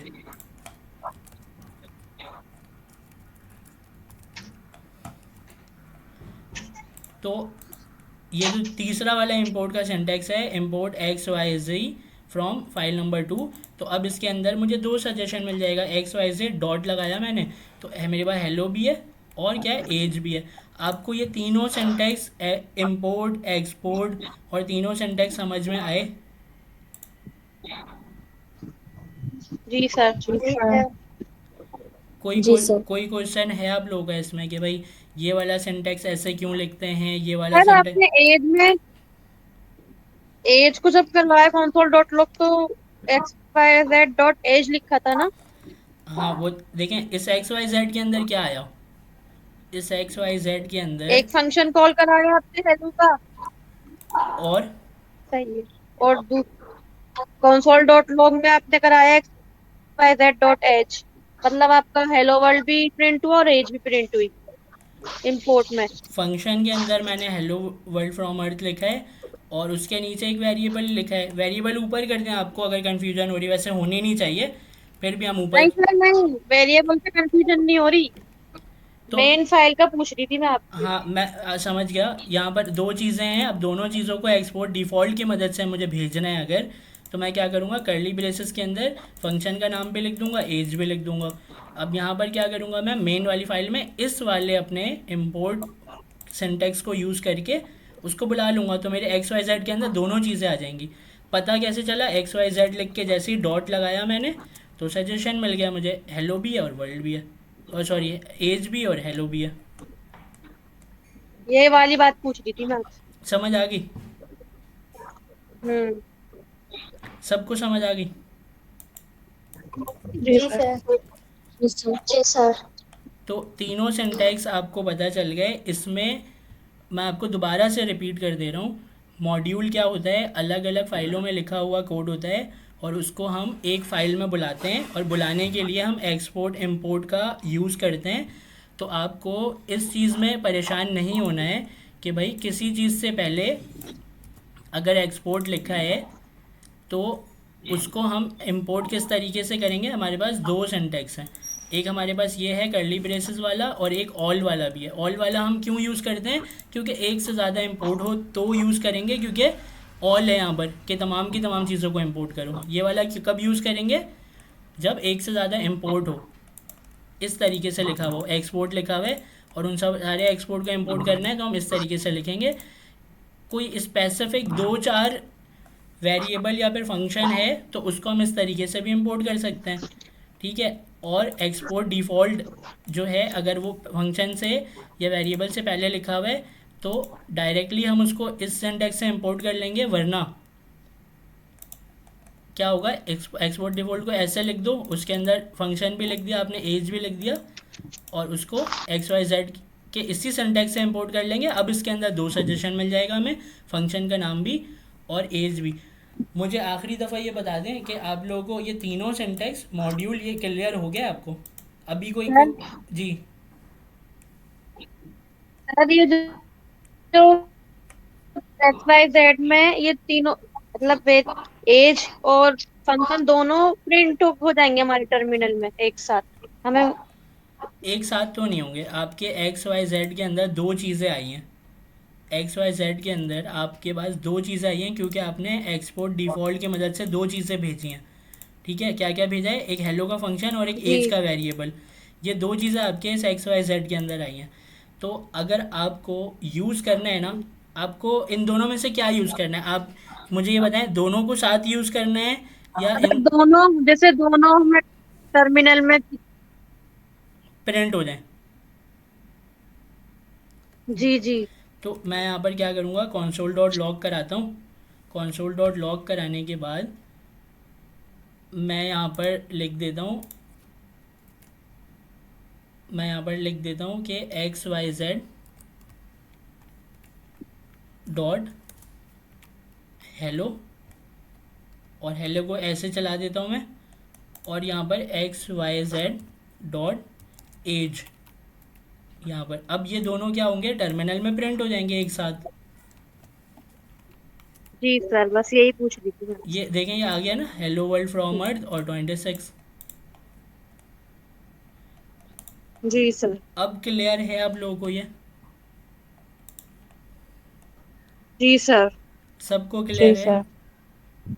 मतलब मानीरा जी को सर। और जी जी। दूसरे आयशा खान, दूसरे जो हैं फातिमा, उनको? जी सर। जी सर, क्लियर है। अब आप लोग इस सिंटैक्स में परेशान मत होइएगा, मॉड्यूल्स के अंदर कुछ भी नहीं है, बस यही है। अच्छा, दूसरी बात ये, हम आगे चलते हैं, देखते हैं हमारी स्लाइड के अंदर जो है ना वो क्या दिया हुआ है इन्होंने। आज टाइम कम है तो जल्दी जल्दी करेंगे। तो यहाँ पर इन्होंने ये दिया हुआ है, we will code module later in. अच्छा, ये वो बता रहे हैं कि भाई मॉड्यूल को हम बाद में पढ़ेंगे, लेकिन अगर आपको मॉड्यूल को समझना है कि इंपोर्ट एक्सपोर्ट कैसे हो रहा है तो आप इंक्वायरर का यूज़ कर सकते हैं। इंक्वायरर में जो हम इंपोर्ट करते हैं तो हम लिखते हैं ना वहाँ पर इंपोर्ट इंक्वायरर। आपको याद आया ना, इंपोर्ट कर, हाँ, या चॉक करते हैं या इंक्वायरर करते हैं तो किस तरीके से जी करते सर। हैं, वो सिंटैक्स भी आपको याद आ गया कि इंपोर्ट, अगर यहाँ पर ये दे दें मुझे, इंक्वायरर फ्रॉम इंक्वायरर, हाँ, ये सिंटैक्स भी आपको याद आ गया कि हाँ ये वाला भी सिंटैक्स हमें समझ में आ गया कि ये किस तरीके से हो रहा है। तो वो आपसे स्लाइड में यही कह रहे हैं। अच्छा, दूसरी बात, अब आ जाते हैं नीचे, बस मॉड्यूल से यहाँ पर ख़त्म हो गया। अब है ऑपरेटर्स इन टाइपस्क्रिप्ट। तो ये कह रहे हैं कि एक एग्जाम्पल दी हुई है इन्होंने, और एग्जाम्पल में imagine you are at a grocery store. तो एडिशन को ये बता रहे हैं कि addition, you add apple to your cart, 2 apple and 3 more apples give you 5 apple, console dot log 2 + 3। क्या मुझे एडिशन के ऊपर आप लोगों को समझाना है या आगे चलना है? हाँ सर, आगे चलो। नो सर, आगे चले। एडिशन को हमने यहाँ पर ऐसे भी देख लिया, 2 + 3 करके 5 हो गया, वो ठीक है।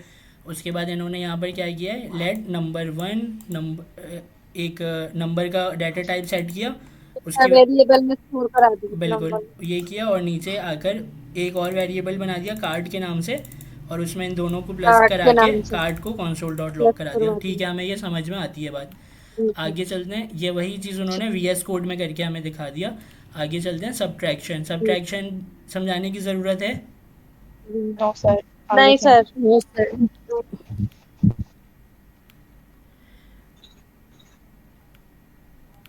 मल्टीप्लिकेशन समझाने की ज़रूरत है? नहीं सर।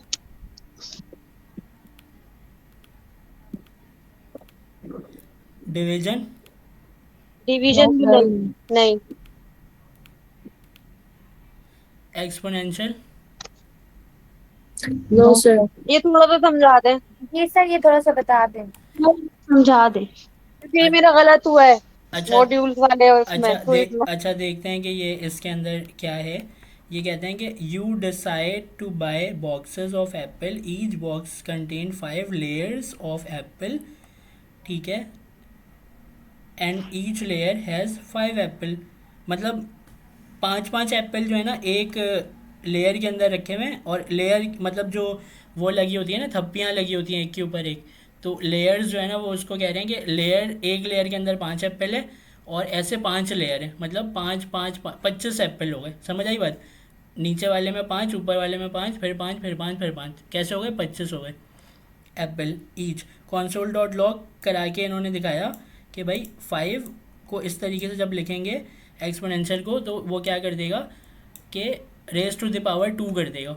मिसाल के तौर पे इसको हम यहाँ से हटा देते हैं मेन फाइल में। यहाँ पर सिंपल, यहाँ पर हम एक वेरिएबल बना लेते हैं लेट, और इसका नाम मैं क्या रख दूँ, ठीक है, EXP रख देते हैं इसका नाम। और इसके अंदर मैं क्या करूँ, 5, और इसको स्टार स्टार करके 2 कर देता हूँ, तो इसका जो रिज़ल्ट है वो 25 आएगा। तो ये जो एक्सपोनेंशियल है इसका रिज़ल्ट 25 आएगा टर्मिनल में। अच्छा, ये 25 आ किस तरीके से रहा है हम वो देख लेते हैं। ये जो एक्सपोनेंशियल है, ये रेज टू द पावर 2, ये काम किस तरीके से कर रहा है वो हम देख लेते हैं। ठीक है, एक जगह बना लेते हैं इसके बीच में, और यहाँ पर हम कमेंट करके इसको समझते हैं। तो ये कह रहा है भाई कि जो 5 है ना, 5 जो है रेस टू दी पावर 2, मतलब 5 का स्क्वायर इसको हम बोलते हैं। तो 5 का स्क्वायर कैसे होता है, जब यहाँ पर लिखा हो ना 5 एक्सपोनेंशियल 2, तो 5 को मल्टीप्लाई करेंगे 5 से, तो उसका आंसर क्या आएगा 25। ठीक है, सॉरी यहाँ पर इक्वल आएगा। ठीक है, 5 मल्टीप्लाई बाय 5 25। अगर मैं यहाँ पर इसको 3 कर दूँ तो वो ये कह रहा है कि मल्टीप्लाई करो 5 को 3 टाइम्स। ठीक है, जी सर। सर अब समझ आ गया। अब यहाँ आ गया ना समझ में। ये कह रहे हैं कि 5 को 3 ये वाले ही हम टेस्ट कर लेते हैं, क्योंकि 5 5 ज़ा 25, 25 5 ज़ा क्या होता है वो 125 125। 125। 125 आंसर आना चाहिए हमारा यहाँ पर। 125 आंसर आ गया। समझ आ गई ना ये बात, आगे चलें। समझ आ गई, आगे चलो। अच्छा, ये वही एग्जाम्पल कंटिन्यू कर रहे हैं, इसको आगे चलते हैं। मॉड्यूलस जो है, इसमें थोड़ी सी कन्फ्यूजन होती है कि मॉड्यूलस है क्या। ठीक है, तो मॉड्यूलस हम देख लेते हैं। मॉड्यूलस में बेसिकली क्या होता है ना कि यहाँ पर हम एक वेरिएबल बना लेते हैं लेट, और इसका नाम मैं मॉड रख देता हूँ। ठीक है, अच्छा, अब जो यहाँ पर मॉड का मैंने वेरिएबल बनाया है, इसके अंदर हम मॉड्यूलस का यूज़ करेंगे। मॉड्यूलस बेसिकली क्या है, देखें हम वही करते हैं, क्या करते हैं कि 4 ले लेता हूँ मैं। ठीक है, सिंपल करके रखेंगे, फिर उसको ऑड नंबर से भी करवा लेंगे। तो अगर मैं आपको ये बोलूँ कि 4 डिवाइडेड बाय 2, तो इसका आंसर क्या आएगा, आप ये बताएं। तो आएगा 2। सर 0 आएगा ना, क्योंकि अच्छा 2 डिवाइडेड बाय 4 2 आएगा। मतलब रिमाइंडर 0 आएगा वो मॉड्यूलस में हम रिमाइंडर ही देखते हैं आई थिंक।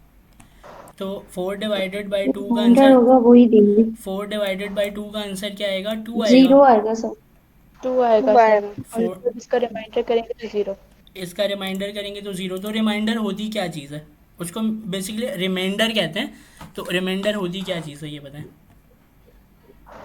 जो बच जाता है वैल्यू के बाद जो में। वैल्यू बच जाती है उसको रिमाइंडर कहते हैं, सिंपल। तो यहाँ पर 4 डिवाइडेड बाय 2 जब हम कर रहे थे, तो इसमें कोई भी वैल्यू नहीं बची, यहाँ पर 0 वैल्यू बची।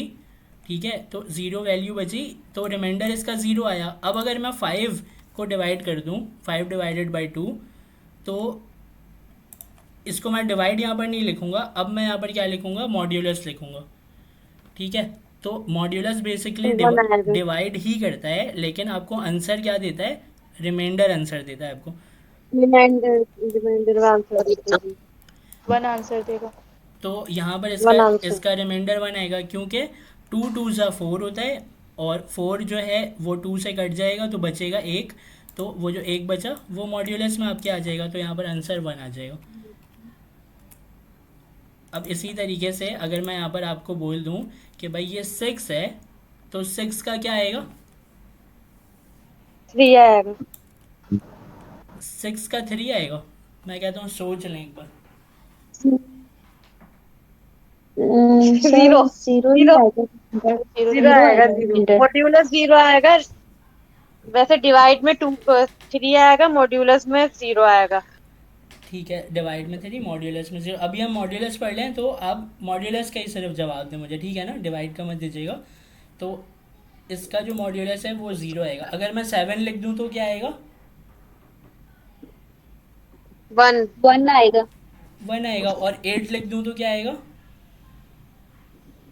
0 अगेन जीरो। 0 आएगा। तो रिमाइंडर समझ में आ गया आप लोगों के, जो बच जाती है डिवाइड में वैल्यू, सर। वो आती है इसमें मॉड्यूलस में। आगे चलें। मॉड्यूलस जी सर।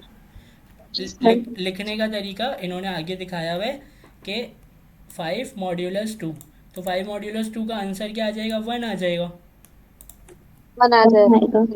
ठीक है, और इन्होंने कुछ एग्जांपल्स दी हुई हैं कि 5 एप्पल हैं, मतलब वही एग्जांपल है कि 5 डिवाइडेड बाय 2 जब हमने किया तो 2 2 ज़ा 4, वो 2 तो बैग में चली गई और एक रिमाइंडर बच गया।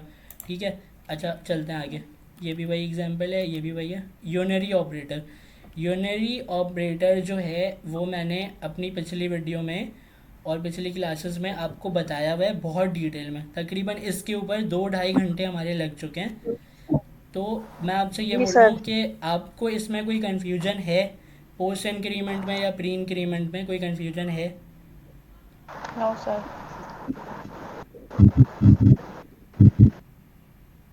किसी को भी कोई कन्फ्यूजन है इसमें?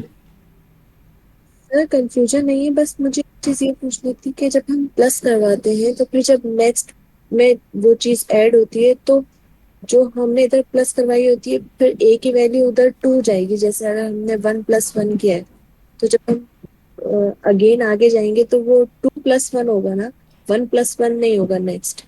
इस चीज में मुझे थोड़ी कंफ्यूजन थी। इसकी आपकी ये वाली कन्फ्यूजन अभी इसमें दूर कर देते हैं। इसके अंदर एक इन्होंने क्वेश्चन दिया हुआ है। तो पहले तो इन्होंने समझाया हुआ भी कि imagine you have a loyalty card. इस एग्जांपल को छोड़ते हैं। इसका सिंपल क्या है कि पोस्ट इंक्रीमेंट क्या होता है।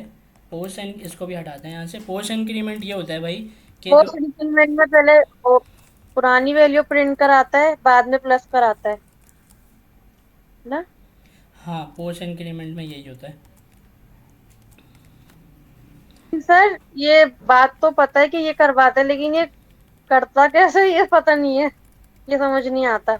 भाई उसके पीछे कुछ फंक्शंस चल रहे हैं और उन फंक्शंस की मदद से वो काम करके आपको दे रहा है।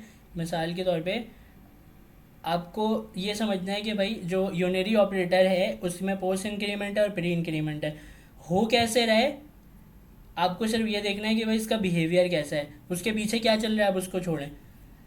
ये ए प्लस प्लस आपको देखना है कि जब मैं ए प्लस प्लस लिखता हूँ तो यूनरी ऑपरेटर मैंने यूज़ किया है और मैंने क्या किया है, पोस्ट इंक्रीमेंट।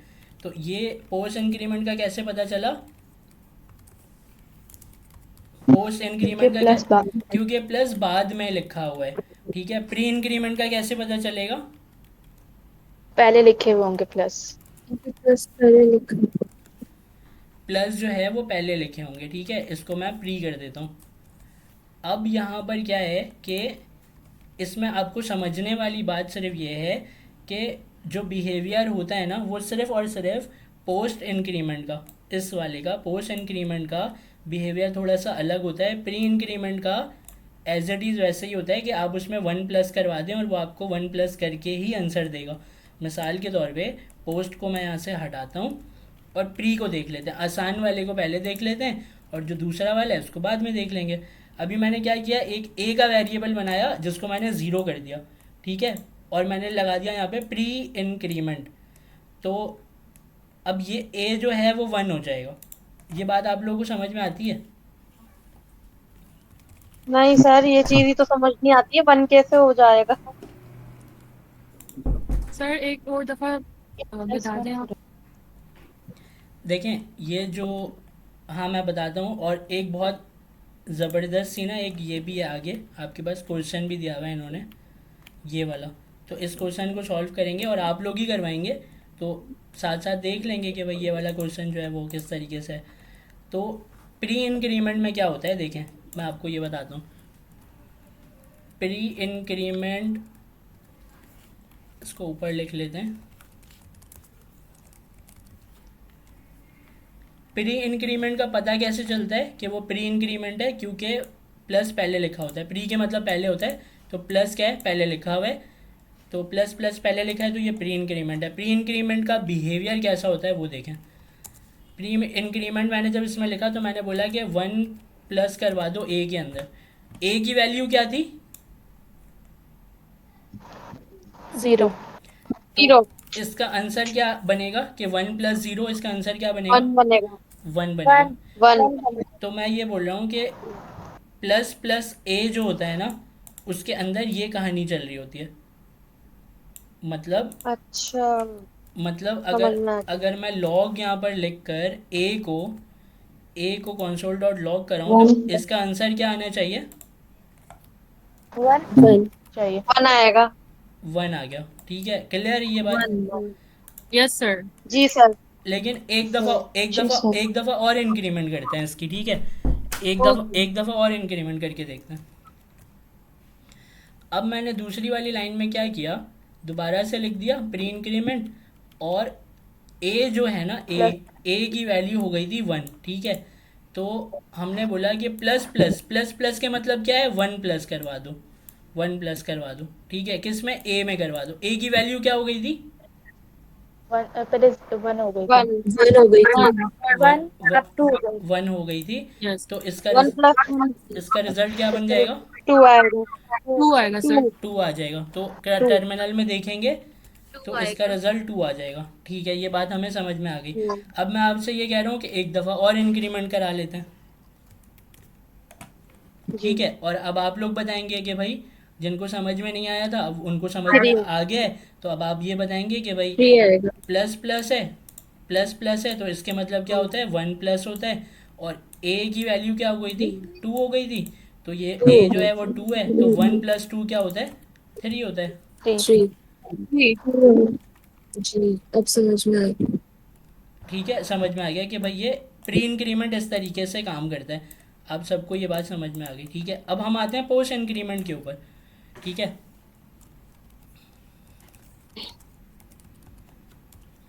तो पोस्ट इंक्रीमेंट जो होता है वो किस तरीके से काम करता है, कंसोल डॉट लॉग को हटा के हम देखते हैं कि पोस्ट इंक्रीमेंट कैसे काम करता है, ठीक है। पोस्ट के मतलब होता है बाद में, ठीक है। तो ए लिखा और बाद में प्लस प्लस लिख दिया, ठीक है। तो इसके पीछे की क्या कहानी चल रही होती है, इसका एक बिहेवियर है, थोड़ा सा अलग बिहेवियर है। और वो बिहेवियर क्या होता है, बिहेवियर ये होता है कि ये पुरानी वैल्यू को दिखाता है और नई वैल्यू अपडेट करके अपने पास रख लेता है। हो सकता है कि थोड़ी सी मुश्किल हो आपको समझने में, लेकिन अभी हम देखेंगे एग्जाम्पल में तो समझ में आ जाएगी। पुरानी वैल्यू को क्या करता है, दिखाता है, और नई वैल्यू अपडेट करके रख लेता है। क्या बोला मैंने, आप रिपीट करें, पुरानी वैल्यू को दिखाता है और नई वैल्यू को और नई और वैल्यू नई वैल्यू अपडेट को करके अपने पास रखता है। अपने पास रखते हैं। अपने पास रख लेता है, ठीक है। तो है ऐसा अभी कि यहाँ पर लिखा हुआ है ए, ये लिखा हुआ है ए की वैल्यू क्या है, 0। 0 है, ठीक है। फिर प्लस प्लस के मतलब अभी हमने क्या पढ़ा था कि 1 प्लस कर दो, तो यहाँ पर हम लगा देते जी +1 इक्वल। तो इसके आंसर जो है ना, इसका जो आंसर है वो क्या आना चाहिए, ए प्लस प्लस जब हम सर कर, इसका सुने सुने मेरी बात सुने, ए प्लस प्लस जब हम करेंगे तो इसका जो बिहेवियर है, बिहेवियर भी हम लिख लेते हैं इसके आगे, यहाँ पर बिहेवियर हम लिख लेते हैं ब्रैकेट के अंदर, कि क्या करता है, पुरानी वैल्यू दिखाता है 0 ही आएगा। और न्यू वैल्यू अपडेट वेट कर। करके अपने पास रख लेता है।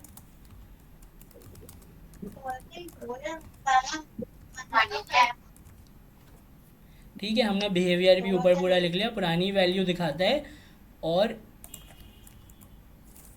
न्यू वैल्यू अपडेट करके अपने पास रख लेता है, ठीक है। तो अब आ जाते हैं नीचे। अब ये क्या कह रहा है कि ए प्लस प्लस, ए क्या है, ए भाई है हमारा 0, ठीक है। और उसके बाद प्लस प्लस के मतलब होता है 1 प्लस कर दो।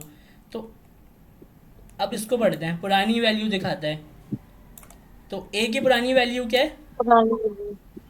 0 ठीक है। तो यहाँ पर क्या आएगा, 0 आएगा।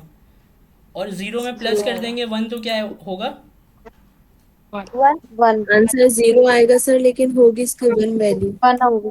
1 क्योंकि ए प्लस प्लस का जो बिहेवियर है वो क्या है, पुरानी वैल्यू दिखाता है और नई वैल्यू अपडेट करके रख लेता है। अब ये जो ए है इसकी जो वैल्यू है वो 0 है और इसमें प्लस कर दिया हमने 1, तो यहाँ पर क्या आना चाहिए, 0 + 1 = 1 1 आना चाहिए। 1 आएगा। 0 + 1 = क्या आना चाहिए, 1 आना चाहिए। लेकिन आप में से कुछ लोग जो हैं उनके माइंड में बिल्कुल सही आ रहा होगा कि ये 1 यहाँ पर नहीं आएगा, यहाँ पर क्या आएगा, यहाँ 0 आएगा। यहाँ पर 0 आएगा। अगेन 0 आएगा। और पुरानी उस वैल्यू जो आएगी। पुरानी वैल्यू दिखाता है। क्योंकि पुरानी वैल्यू दिखाता है और नई वैल्यू अपडेट करके रख लेता है, तो ए प्लस प्लस जो है उसने हमें पुरानी वैल्यू दिखाई 0 की, और जो ये +1 है ना, ये +1 अब ये चला कैसे, ये चला ऐसे कि इस तरीके से चला।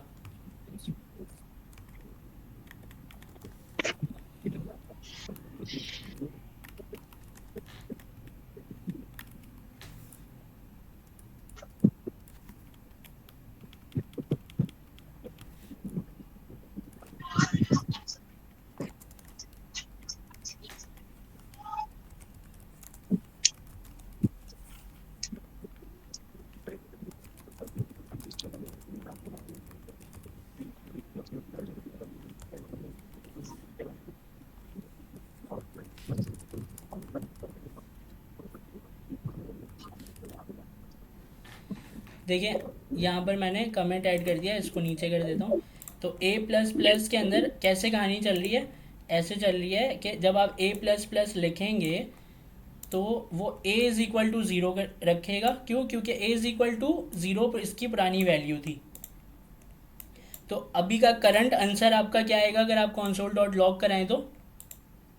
0। ज़ीरो आएगा। लेकिन साथ के साथ ये जो हमने ऊपर पढ़ा है कि न्यू वैल्यू अपडेट करके अपने पास रख लेता है, तो इसने अपडेट भी किया, ए में 1 को प्लस भी कर दिया और क्या कर दिया, a + 1 = 1 कर दिया। लेकिन न्यू वैल्यू जो बाद में दिखाएगा, मतलब अगर मैं यहाँ पर कंसोल डॉट लॉग करूँ a को, तो यहाँ पर क्या आना चाहिए? 0 आना चाहिए। 0 आएगा। नहीं, आप लोगों को नहीं समझ में आई बात। सुने मेरी सर अभी तो 0 होना चाहिए ना। नहीं सर 1 आ जाएगा। सुने ऐसे नहीं, मेरी बात सुन के ना अब वो स्टेटमेंट चेंज नहीं करनी है, देखना है कि हो क्या रहा है। देखिए ये जो ए है, इस ए को हमने दोबारा लिखा है, जब अगर हम यहाँ पर लिखेंगे ना ए प्लस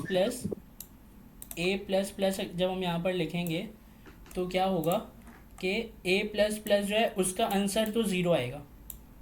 मतलब अगर मैं आपको ऐसे बताऊं कि मैं इसको कंसोल डॉट लॉग करा दूं ना यहाँ पर,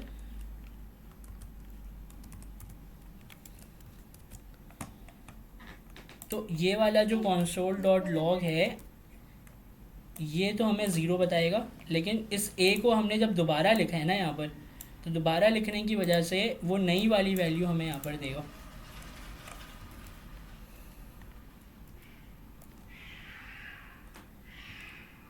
आपको समझ में आई बात कि मैं क्या कह रहा हूँ?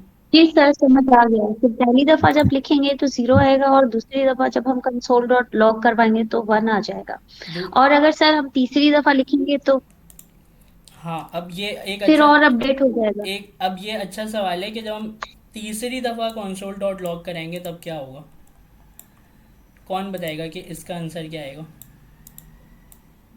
सर 2 आएगा। 3 हो जाएगा। 2 इसका आएगा। आंसर 1 आएगा, लेकिन इसकी अपडेटेड वैल्यू जो है वो 2 होगी। अपडेट हो रहा है। ठीक है, आप लोगों ने बहुत अलग अलग जवाब दिए हैं, लेकिन ना मैं आपको यहाँ पर जवाब दिखाने से पहले आपको करेक्ट करना चाह रहा हूँ कि इसका आंसर बल्कि हमने यहाँ पर देख लिया इसका आंसर, इसको ऊपर करके लिख देते हैं।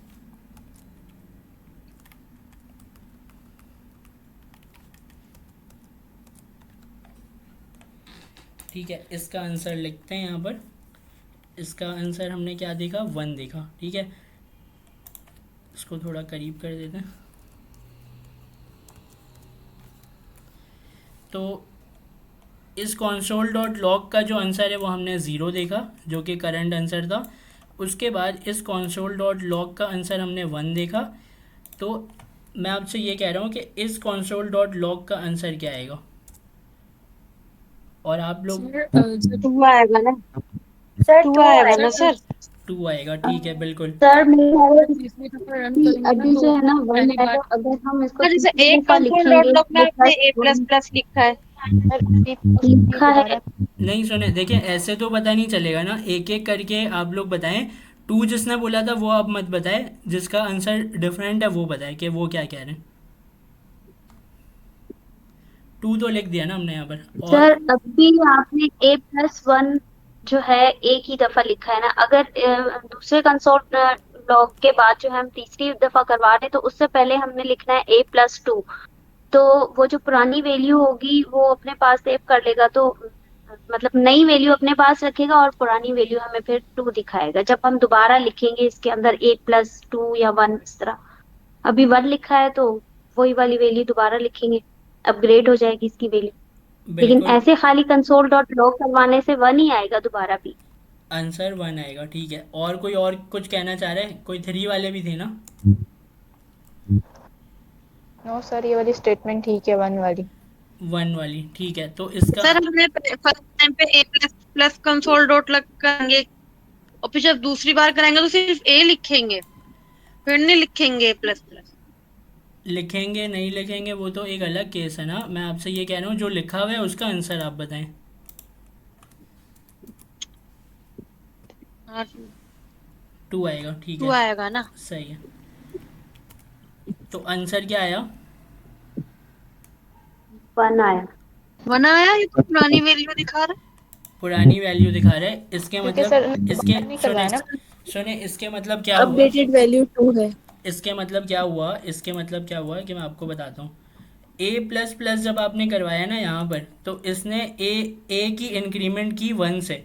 लेकिन पोस्ट इंक्रीमेंट का बिहेवियर कैसा होता है कि पहली दफ़ा में ये क्या करता है, पुरानी वैल्यू दिखाता है और अपडेट करके रख लेता है। दूसरी दफ़ा जब आप इसको बोलते हैं दिखाओ, तो आपको नई वाली वैल्यू दिखाता है। तो दूसरी दफ़ा हमने ए को लिखा, सिंपल ए लिखा, कोई इंक्रीमेंट नहीं की। क्या किया?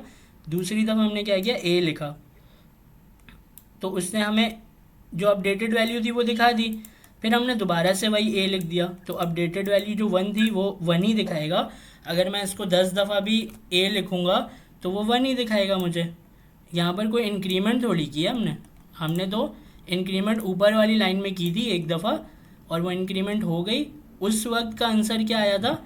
ए इज़ इक्वल टू ज़ीरो। मतलब क्या हुआ जीरो। कि अगर मैं इसको यहाँ से मिटा दूँ, कंसोल डॉट लॉग को यहाँ से रिमूव कर दूँ, और यहाँ पर सिंपल मैं बोलूँ कि भाई ए जो है पहली वाली लाइन में ज़ीरो है, उसको वन से इंक्रीमेंट कर दो। क्या कर दो? वन से इंक्रीमेंट कर दो। तो ए प्लस प्लस मैंने लिख दिया यहाँ पर, ठीक है। ए प्लस प्लस मैंने जैसे ही लिखा, इसको भी मैं हटा देता हूँ। ए प्लस प्लस मैंने जैसे ही लिखा तो क्या हुआ कि पुरानी वैल्यू दिखाएगा और नई वैल्यू अपडेट कर देगा। लेकिन मैं तो कंसोल डॉट लॉग करा ही नहीं रहा इस ए प्लस प्लस को, तो मैं देख ही नहीं रहा कि पुरानी वैल्यू क्या है। समझ आई बात? मैं आ गया नीचे वाली लाइन में, दोबारा मैंने ए को कंसोल डॉट लॉग कराया, तो यहाँ पर दूसरी दफ़ा लिखा ना मैंने ए को, तो वो नई वैल्यू दिखाएगा। अगर मुझे पुरानी वैल्यू देखनी होगी तो मैं क्या करूँगा, इस ए प्लस प्लस को कंसोल डॉट लॉग कराऊँगा। लेकिन मैं करा ही नहीं रहा। मैंने बोला भाई इंक्रीमेंट कर दो ए प्लस प्लस को, तो ए प्लस प्लस की पुरानी वैल्यू ज़ीरो थी। अगर मैं इसको कंसोल डॉट लॉग कराता तो ज़ीरो दिखाता। मैंने बोला नहीं, बस इंक्रीमेंट कर दो, तो उसने इंक्रीमेंट कर दी। दोबारा जब मैंने ए लिखा तो उसने नई वैल्यू दे दी, और फिर नीचे मैंने ए ही लिखा है, तो वन ही आएगा इसका आंसर, ठीक है। अब मुझे ये बताएं, आप लोगों को ये बात समझ में आई? जी सर। जी सर, क्योंकि हमने इंक्रीमेंट एक ही बार कराई है, तो अब हम कितना भी कंसोल डॉट लॉग करा लें वो वन ही प्रिंट कराएगा। वन ही प्रिंट करेगा, ठीक है। अब मैं आपसे ये बोल रहा हूँ कि मैं दोबारा से इसको ए प्लस प्लस करा देता हूँ, और कंसोल जो है वो दोबारा से करा देता हूँ। अब मुझे ये बताएं सोच कर कि इस वाले ए का आंसर क्या आएगा, इस कंसोल डॉट लॉग का आंसर क्या आएगा? ये वन आएगा शायद इसका भी। सर 1 उसका आएगा, आंसर अभी भी 1 1 आएगा, आएगा। लेकिन इसकी अपग्रेड वैल्यू जो है वो वन आएगा। जब हम नेक्स्ट टाइम करेंगे तो सर फिर अपडेट होगा शायद। देखें, इसका आंसर 1 आएगा सर। इसका आंसर वन आएगा, बिल्कुल ठीक है। मानीरा कह रही थी इसका आंसर वन नहीं आएगा, ठीक है, लेकिन उन्होंने बोली नहीं ये बात। अब मैं ज़रा इसको दोबारा से ऊपर से देखता हूँ कि भाई चल क्या रहा है, ठीक है। दोबारा से देखने की कोशिश करता हूँ कि चल क्या रहा है। ए इज इक्वल टू ज़ीरो है, ठीक है, यहाँ पर ज़ीरो है, इंक्रीमेंट कर दी वन से, ठीक है। तो इसने क्या किया, जब दोबारा ए को लिखूंगा मैं, यहाँ लिख दिया मैंने दोबारा ए को, तो इंक्रीमेंट हो चुकी होगी इस टाइम पे, तो वन से ज़ीरो में वन प्लस हो चुका होगा, तो क्या है, इसका आंसर वन आ जाएगा, ठीक है। यहाँ तक बात समझ आ गई, ठीक है।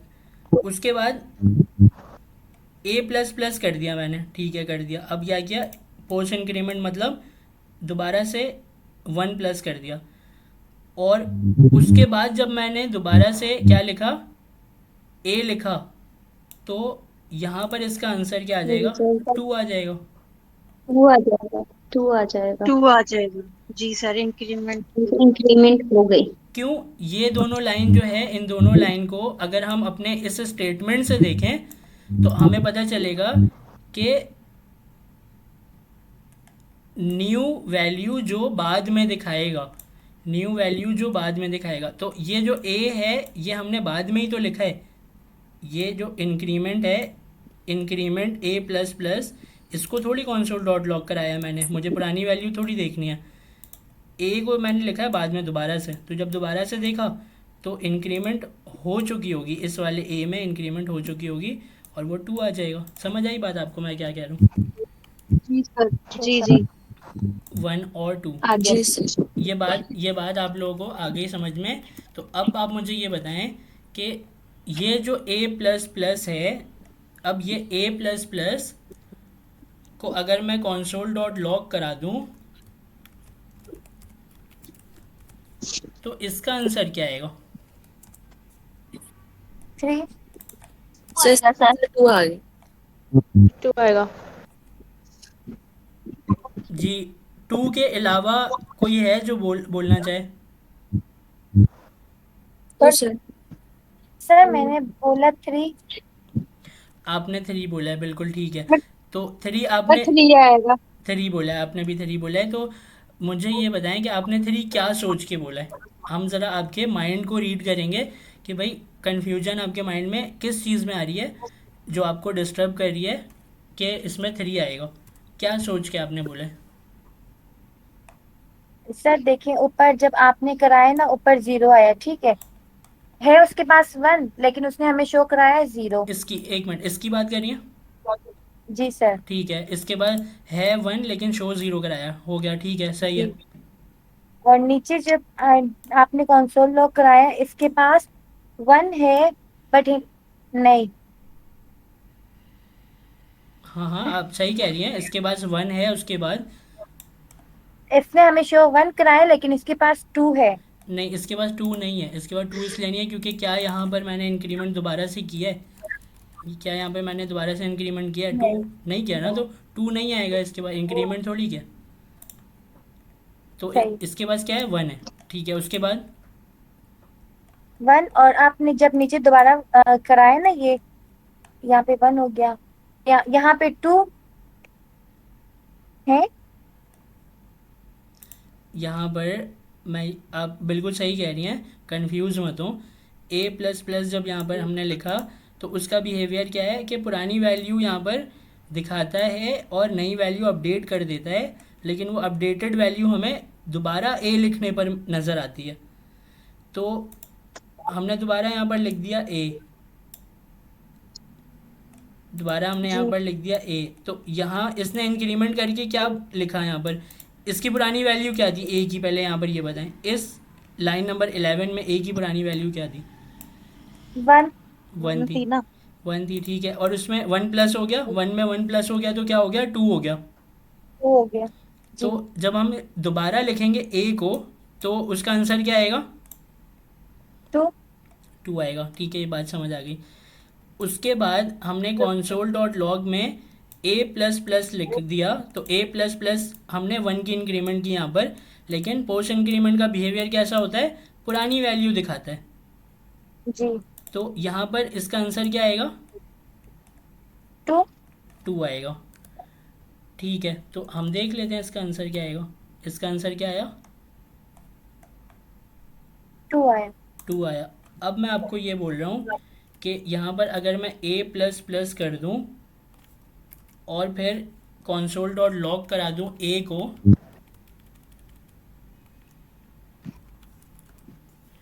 तो अब इस लास्ट वाले का आंसर क्या आएगा? 3 आएगा। 3 आएगा सर। जाएगा। इसकी वैल्यू अपग्रेड हो गई। इसकी वैल्यू अपडेट हो गई ना वैल्यू। इसकी वैल्यू अपडेट हो गई। तो हुई कैसे, ज़रा मुझे कोई बताए, यहाँ से बताए, इधर से जहाँ से लाइन शुरू हो रही है इधर से बताए।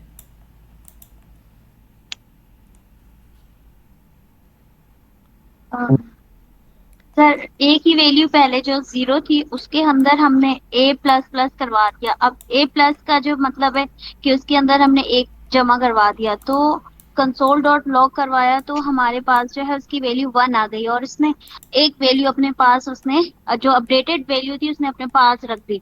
यहाँ पर फिर दोबारा हमने ए प्लस यहाँ पर पुरानी मतलब न्यू वैल्यू जो थी ना उसने अपने पास रखी, नहीं नहीं नहीं नहीं, मेरी और बात हमने मेरी 1 बात सुने, शो एक करवा मिनट, दिया। एक मिनट रुकें।